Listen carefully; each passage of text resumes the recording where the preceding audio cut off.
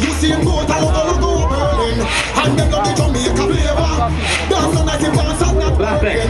What's when we love Siellä on hyvä yritys, mä dikkaan tosta. Siellä on huono yritys, kun jätkät käveli poispäin.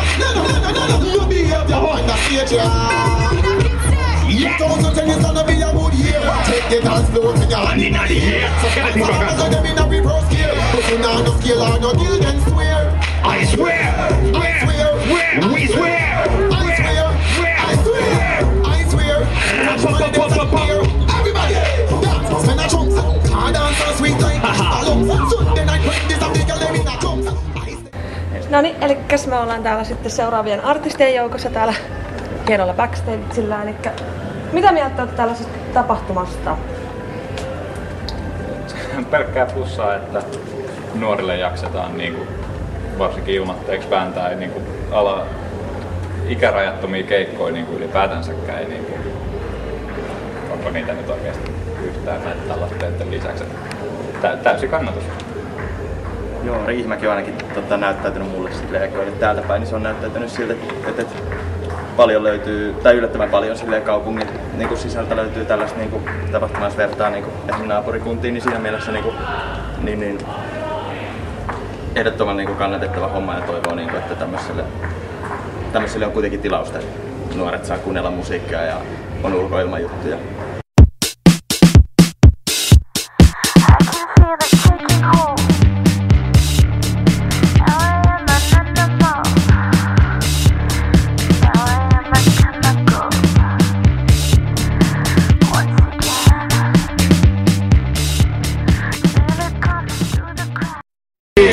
Sun arvos tarkkaan ansaan saat ne jotka valkkaa, koska on helppo olla nätti niinku filmitähti.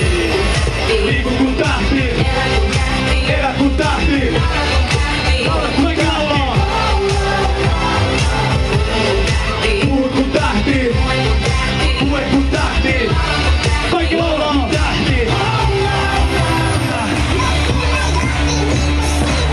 Kato mua, kato pääs kattoon. Ylhäältä alas taas, ja jalas mattoon, come on. Mä oon ees luokkasta, paljon kansaa takana ja kaulassa. Sä pistä ihmettelemään, kokuttaja karisma, mitä elämää tee. Muuten musta sen ennen tätä iltaa musta ja susta mun edessä. Ilman sua tää ilta on musta, turhaan ammutaan taivaalla kuulta. Millainen tunnelma teillä oli keikalla ja oliko niinku hyvät fiilikset ja silleen? Joo, erittäin hyvät. Hyvä, oli kiva vetää taas kertaalleen. Oli, mun jäi tuo viime vuosi väliin, pojat oli täällä ja oli taas kiva tulla pikku vuoden tauon jälkeen kattoo mikä on Riihimäellä meininki. Aina on hauska tulla tänne tapahtumaan kyllä. Varsinkin kun tää on vielä niin kotikaupunki, se antaa aina sen pikku extra boostin siihen vetämiseen. Näin, heiluta kättäs, näin.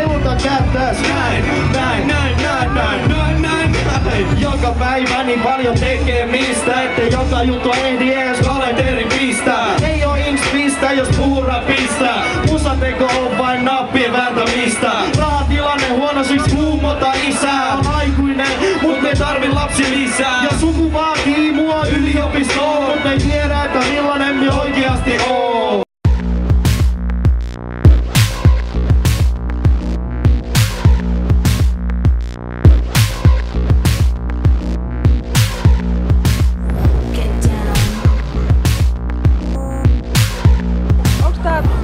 Nuorisolle parempi tapa viettää vapaa-aikaansa? No ehdottomasti.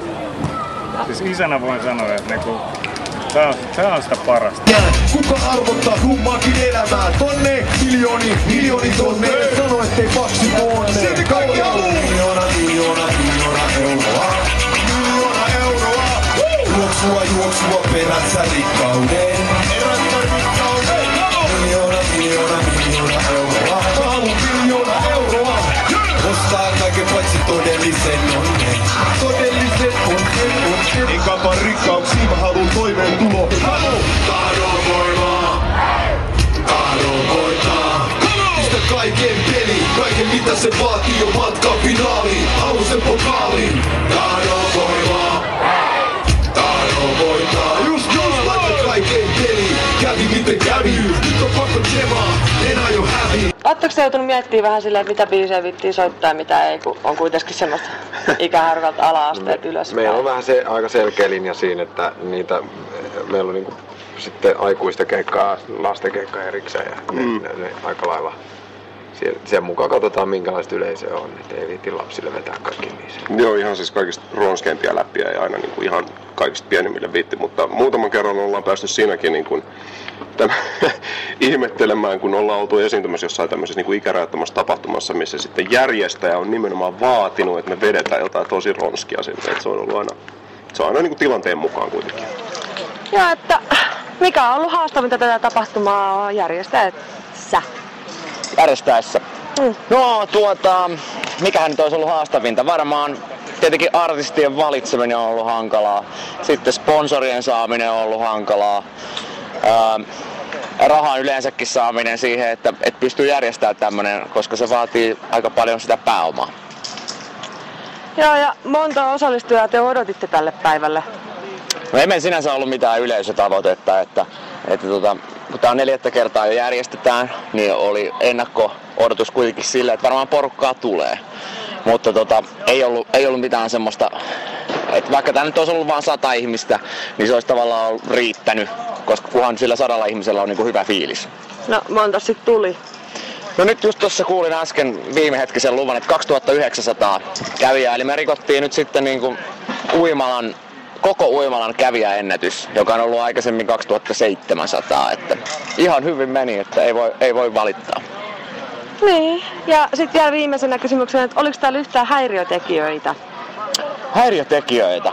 No ei kyllä mun mielestä, että kyllä järkkäri hoiti hommansa tuossa sportilla aika hyvin, että kun oli kassitarkastus ja muutenkin vähän seurattiin sitä väkimäärää, niin ei mitään. Mun mielestä ei ollut, kukaan ei hukkunut, ainakaan tietääkseni, ketään ei vedetty turpaa.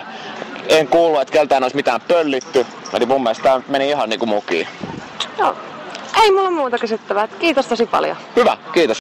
Otetaan yhteen, tai semmoiset suuret vielä aplodit tämän tapahtuman järjestäjille kerran. Suuret aplodit. Hei. Suuri kiitos siitä, että saatiin tulla. Kiitos. Mahtava meininki. Siis harvoin pääsee esitys silleen, että joku maalaa graffitia samaan aikaan, kun vedetään keikkaa. Otetaan vielä kerran toi Fankonin jätkille. Hende what's up. Ja jätkät myy teepaitoja, käydään ostaa tosta tiskiltä kanssa. Kova meininki. Siellä on Rähinä logo maalattu. I see that. Yes. Todellakin. Ja kenellä on ollut kiva päivä tänään? Kenellä kaikilla on ollut tänään kiva päivä? Loistavaa.